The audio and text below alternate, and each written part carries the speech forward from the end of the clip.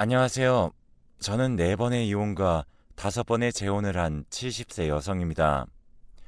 제 지난 삶을 되돌아 생각해보면 정말 믿을 게 하나도 없구나 라는 생각이 드는 것 같아요. 어떤 사람들은 그렇게 많은 이혼과 재혼을 했을 정도면 저한테도 문제가 있다고 하는데 지금은 참한 며느리와 손녀, 손자를 두어 행복하게 살고 있지만 가끔은 제 아들이나 지금 5번째로 재혼한 남편이 어딜 다치거나 일이 잘 안 풀리면 다 제 탓인 것만 같아 마음이 답답할 때가 너무 많습니다. 그래서 여기에 제 사연을 말하면 다른 사람들에게 제 인생이 어떠했는지 판단해 줄 분들이 많으실 것 같아 이렇게 사연을 보냅니다. 어릴 때부터 이야기해 보자면 저희 집은 신발 장사를 해왔습니다. 시골에서는 고무신이나 집신을 팔다가 나중에 제가 30살쯤 됐을 무렵인 80년대 스포츠 운동화가 인기를 끌게 되었고 몇 수 앞을 내어다본 아버지는 어렵지 않게 운동화 사업까지 하게 되었습니다. 지금까지도 국민 운동화로 불리고 있다고 하더라고요. 지금처럼 젊은이들이 신을 만한 운동화는 아니지만 아주 기본적인 디자인으로 예스러움이 묻어 있고 싼 값에 팔고 있기 때문에 최근까지 제가 경영을 하다가 이제는 제 아들들에게 경영을 물려주게 되었죠. 어쨌거나 아버지는 유독 손으로 만드는 것들을 잘했고 동네에서도 만능 제주꾼으로 통하셨습니다. 그래서 학교를 가도 부잣집 따님이라는 별칭이 붙었었고 그래서 이제 저희 집안 때문에 저에게 다가오는 남자들이 없었어요. 그러다가 19살 9월 무서운 여름이 지나고 제법 선선해진 가을날 동네에 마시를 갔는데 우연히 징겁다리 쪽 강변에 앉아 꽃을 걷고 있는 제 또래 남자아이가 보이더군요. 그런 모습 자체가 저에겐 호기심의 대상이었기에 저는 다가가서 "얘, 그건 무슨 꽃이니?" 하며 물으니 남자아이는 엉덩방아를 찢더니 금세 일어나 꽃을 뒤로 숨기며 "이건 그냥 내가 지은 이름인데 강변꽃이야. 나도 이름은 잘 몰라." 라고 하더라고요. 그 모습이 어찌나 제겐 신선했는지 모르겠어요. 그 남자아이와 이야기를 하다 보니 그 남자아이는 저보다 1살 위였는데 집안에 돈이 없어 여기저기 힘쓸 일이 있으면 일을 해주고 푼돈을 받으며 생활을 하고 있다고 하더라고요. 뭔가 마음 한켠이 짠하기도 하고 한편으로는 그런 생활을 하면서도 뭔가 씩씩해 보이고 명랑해 보이는 면이 보여 친구를 하자고 했었죠. 그 남자아이는 "나 너네 집 얼마나 잘 사는지 안다? 동네에 소문이 자자한걸? 그런 너가 나랑 친구를 한다면 부모님이 싫어하실 거야. 그냥 앞으로 마주쳐도 모르는 척하고 지나치자." 라고 하며 뜀박질을 하면서 가버렸습니다. 저는 집에 와서도 그 남자아이 생각으로 머릿속이 가득 찼습니다. 한 번도 그런 적이 없는데 같이 살고 싶다는 생각이 들었죠. 그래서 저는 4개월 동안 졸졸 따라다녔고 이내 그 남자아이도 제게 마음을 열었습니다. 하지만 얼마 지나지 않아 엄마와 아빠는 이 사실을 알게 되었고 남자아이를 가만두지 않겠다며 그 남자아이 집을 쫓아가 한바탕 난리를 치셨습니다. 그 남자아이는 수치스러워하며 집을 뛰쳐나갔는데 그 뒤로 볼 수 없었죠.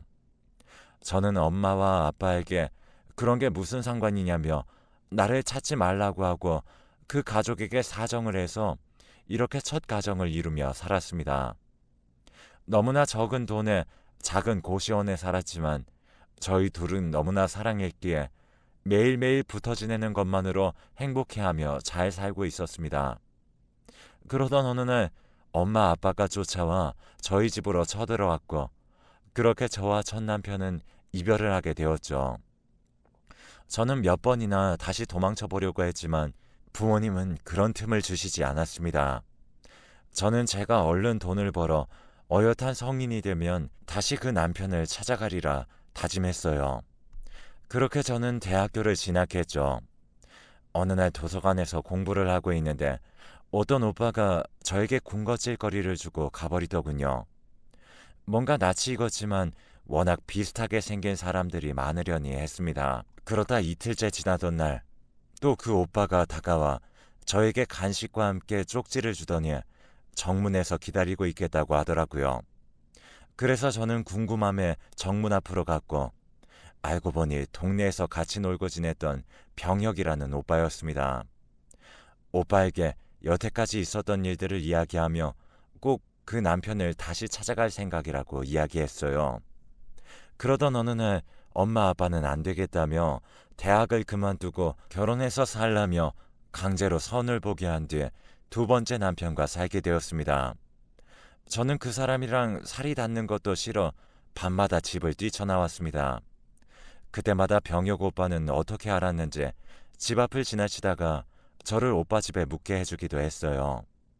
오빠는 제가 불편한 게 싫다며 당분간 오빠 집에서 묵게 해주고 본인은 친구네 집에서 잤죠.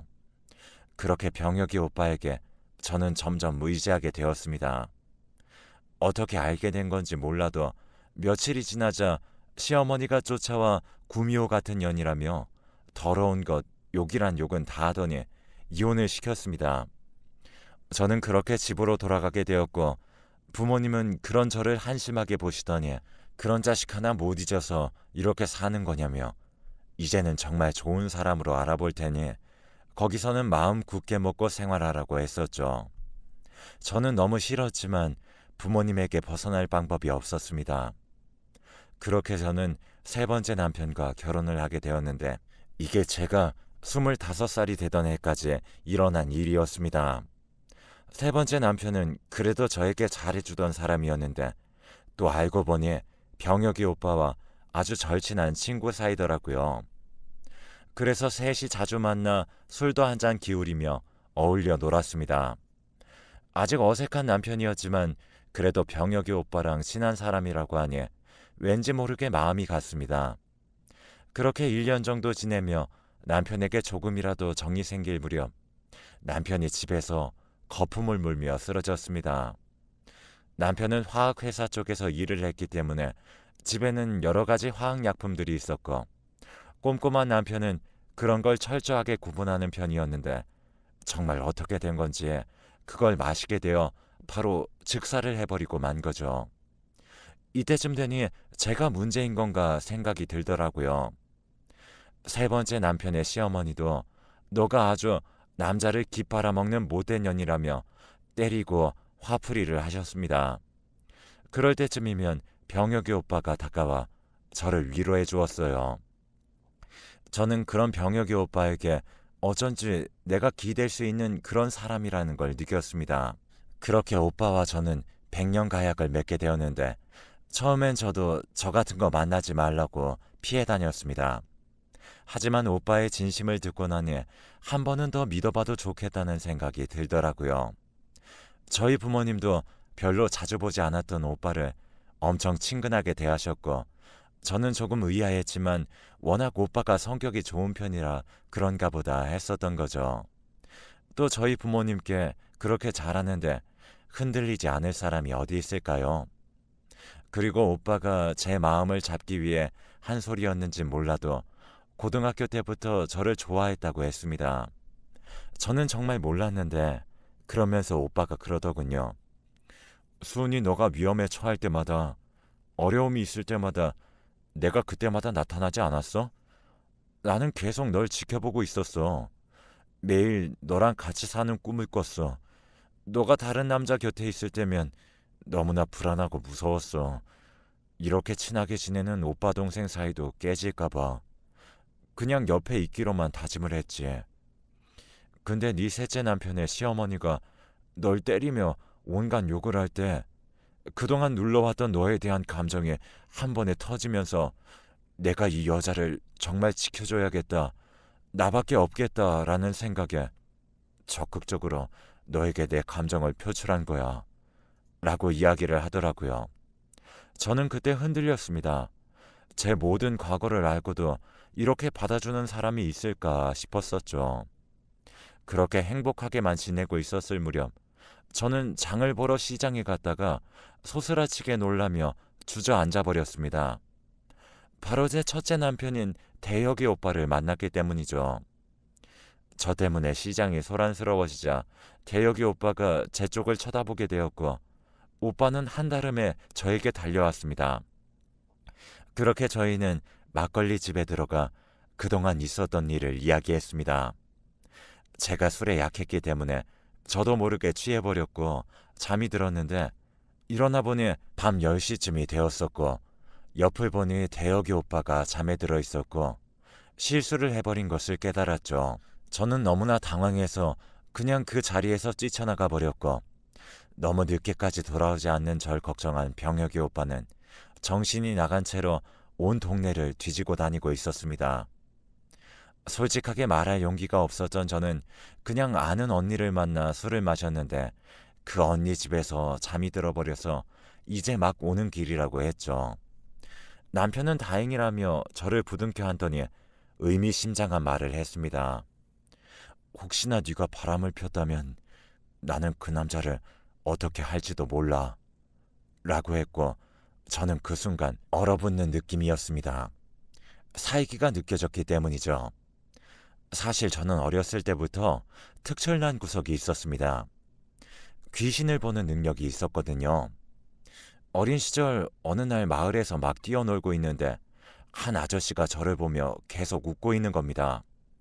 그러다 구슬치기공이 그 아저씨 발에 굴러갔고 저는 아저씨에게 아저씨 그거 좀 여기로 던져주세요 했더니 아저씨는 그저 제 말을 듣고 웃기만 할 뿐 주워주질 않았습니다. 그때 같이 놀던 친구들이 얘 순이야 무섭게 왜 그러는 거야 누가 있다고 그래 라고 이야기를 했고 저는 그때부터 남들과 다르다는 것을 알게 되었죠. 그래서 그 이후로는 부모님만 알고 있지 아무도 제가 귀신을 본다는 걸 몰랐습니다. 그런데 어느 순간부턴 그 사람의 기운을 감지하게 되었습니다. 뭔가 그 사람을 보고 있으면 어떤 기운이 느껴진다고 해야 하나요? 예를 들면 대혁이 오빠를 처음 봤던 징검다리에선 유독 오빠에게 끌렸던 이유는 좋은 기운이 느껴졌기 때문입니다. 대혁이 오빠가 같이 있으면 꽃밭에 굴러다니는 듯 환하고 밝은 느낌이 있었거든요. 그리고 오빠 옆에 붙어있던 귀신은 2명이 있었는데 한 명은 아주 나이가 많아 노쇠한 할머니로 보였고 한 분은 40대 중후반으로 보이는 선비분이셔서 좋은 수호령 같다는 느낌이 들었죠.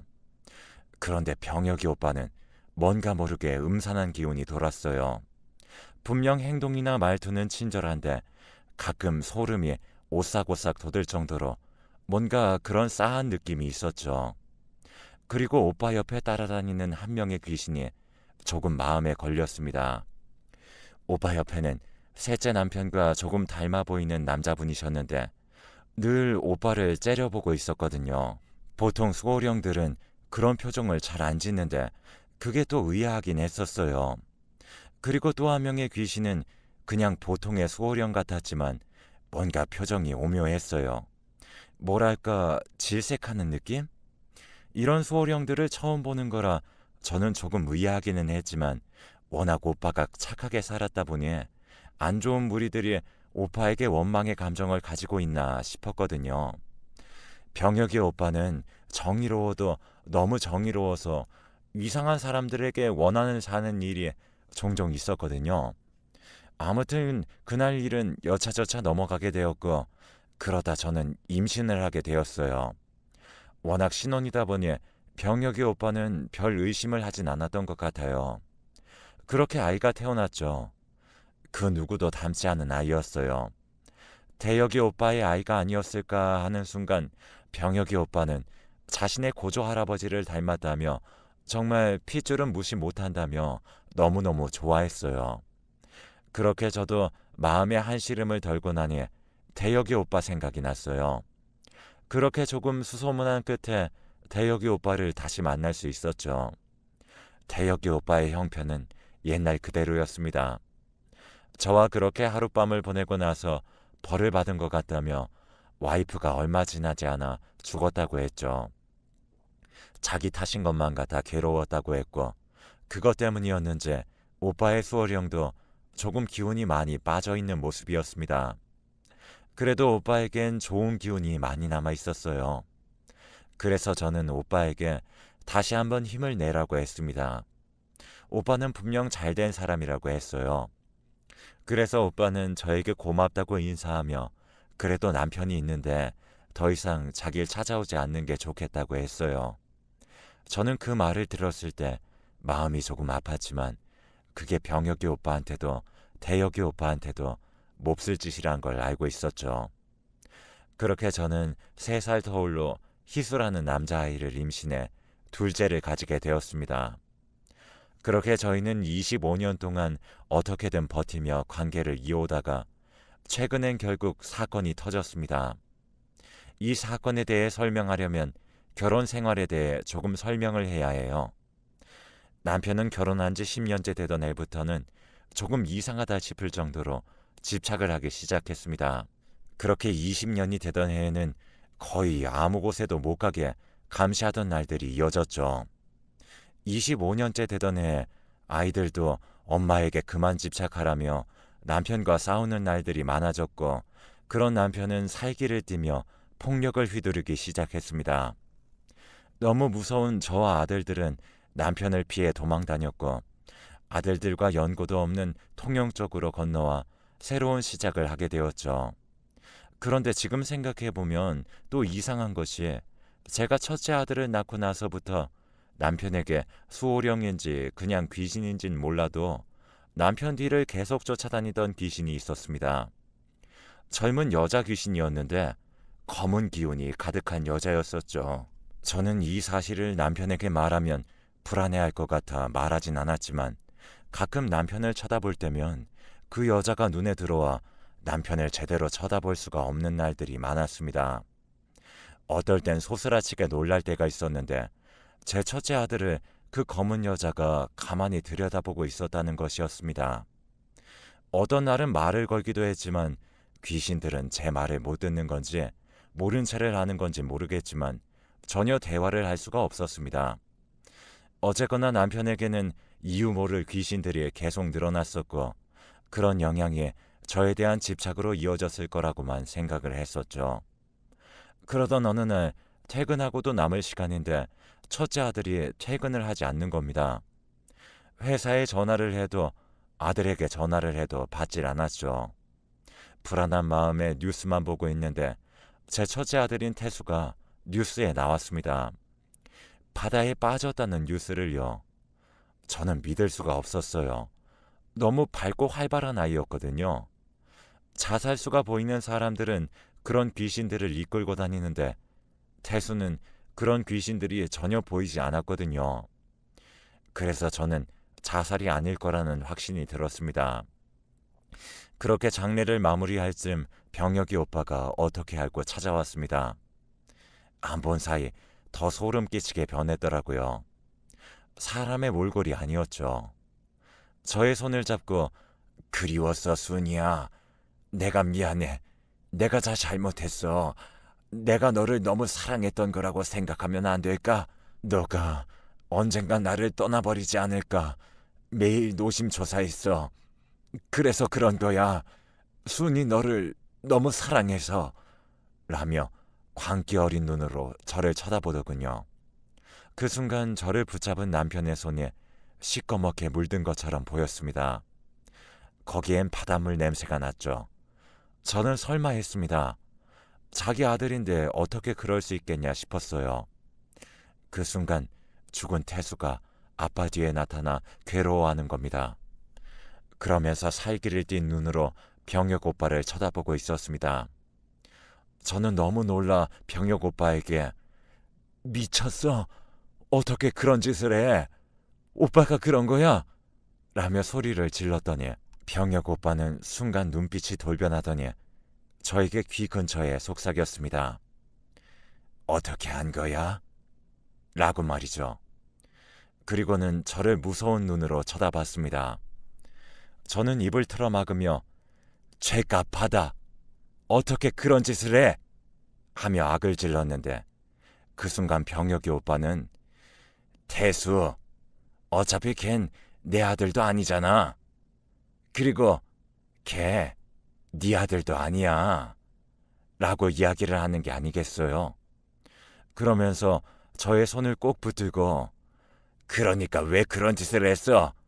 나밖에 모른다면서 왜 그런 짓을 했어? 빨리 다시 집으로 돌아가자. 라며 미친 사람처럼 절 끄집어내려고 했습니다.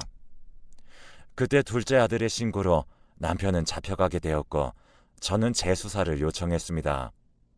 그렇게 남편은 징역살이를 하게 되었죠. 그런데 경찰 수사 과정에서 저는 놀라운 이야기를 듣게 되었습니다. 남편은 이번이 두 번째였다고 합니다. 남편 입으로 고백했다고 하더라고요. 제정신이 아니라 확실하진 않지만 저의 세 번째 남편이었던 사람, 화학회사를 다니던 그 사람을 자신이 했다고 시인을 했다더군요. 워낙 막연하게 지내던 사이라 저희 집을 자주 왕래했었기에 아무런 의심도 하지 못했던 겁니다. 세 번째 남편이 자주 마시는 레몬물을 남편만 마시던 물병에 따로 두었었습니다. 이를 난 병혁 오빠는 거기에 뭘 넣은 거죠. 당연히 경찰들은 워낙 화학약품이 많아서 본인 실수로 죽었다고 수사 종결을 했었고요. 저는 세 번째 남편의 시어머니를 찾아가 이 사실을 알려드렸습니다. 그러다가 제가 소스라치게 놀랐어요. 집에 있던 가족 사진에서 한 남성을 가리키며 누구냐고 여쭤봤습니다. 그랬더니 어머니는 그건 자신의 아버지라고 소개를 하는 겁니다. 병혁 씨를 쫓아다니면서 째려보고 다녔던 그 남성분이셨습니다.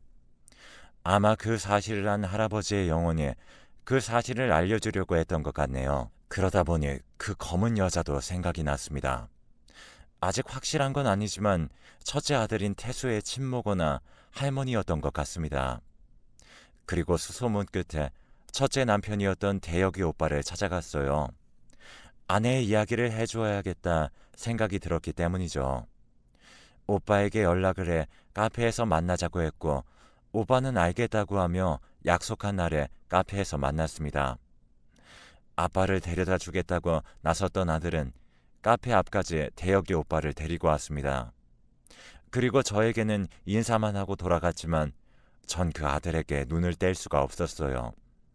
어딘가 모르게 저와 너무 닮았다는 생각이 들었거든요. 저는 이마에 조금 불뚝 튀어나온 점이 있습니다.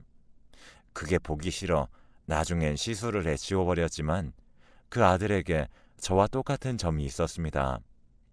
소스라치게 놀라는 저에게 대혁이 오빠는 나를 너무 많이 닮았지? 라고 물어보더라고요. 그래서 저는 오빠 어떻게 된 거야? 전 와이프 사이에서 낳은 아들이야?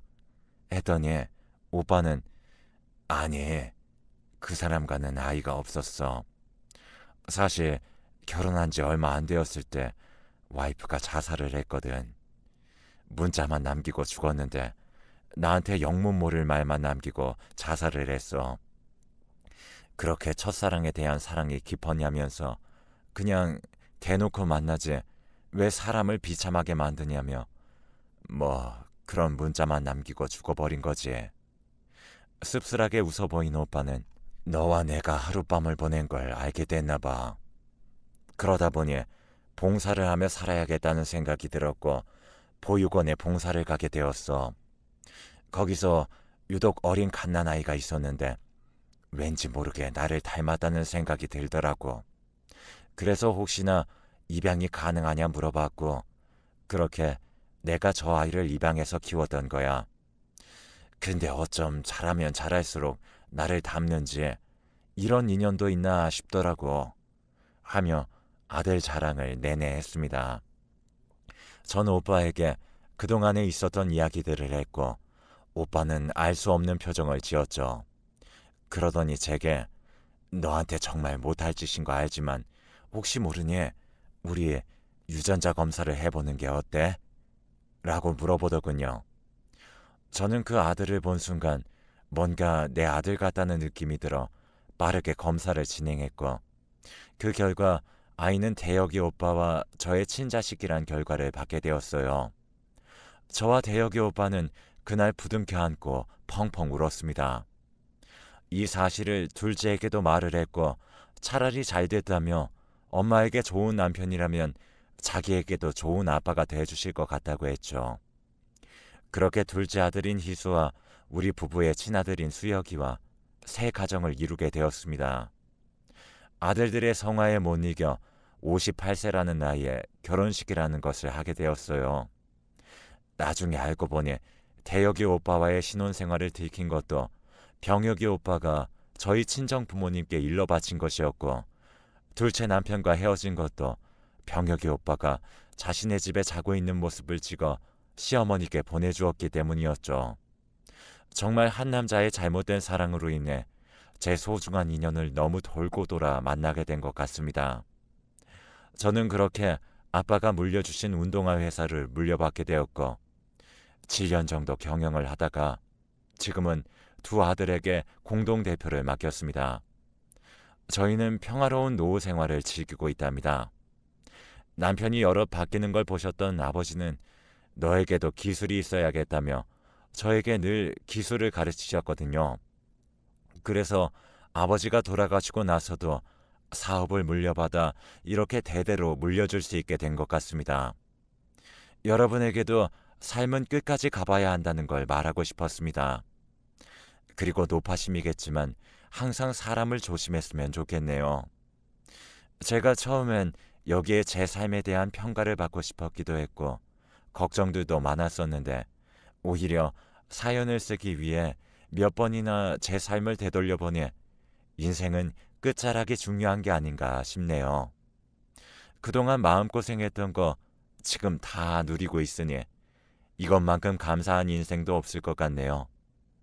여러분들도 늘 감사하며 행복한 인생 사시길 응원하겠습니다.